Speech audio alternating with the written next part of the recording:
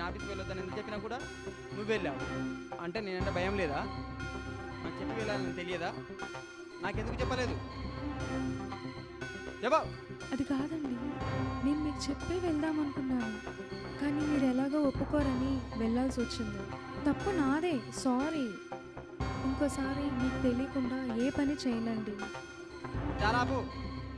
నువ్వు ఆఫీస్కి వెళ్ళడానికి లీవు ఒకరోజు వెళ్తే సరిపోతుంది, అలాంటిది 10 రోజులు వెళ్ళాలా? అలా కాదండి, నేను పర్మిషన్ అడగడానికే వెళ్ళాను, కానీ ఆ మేనేజర్ 10 డేస్ డ్యూటీ చేస్తే మన శాలరీ మొత్తం ఇస్తా అన్నాడు.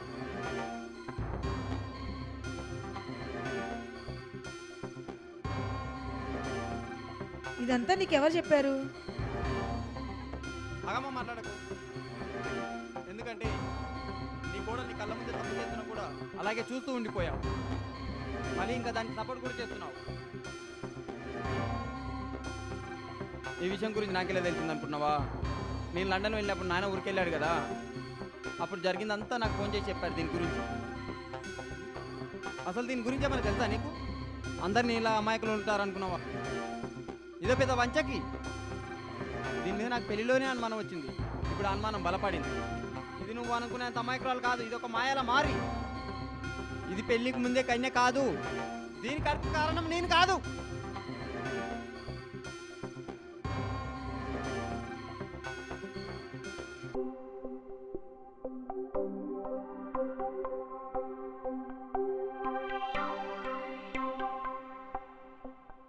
నువ్వు మగాడివన్న అహంకారంతో, నేను ఆడదాన్నన్న చులకనతో ఎంతటి నిందలైనా వేస్తే మోస్తాననుకుంటున్నావా?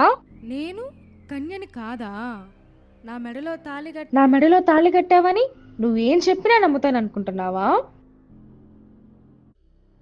ఇదేనా నువ్వు చదువుకున్న చదువు, నీకు నేర్పిన సంస్కారం?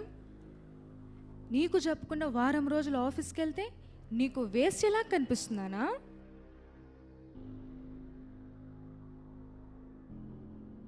ఇదేనా నువ్వు చదువుకున్న చదువు, నీకు నేర్పిన సంస్కారం?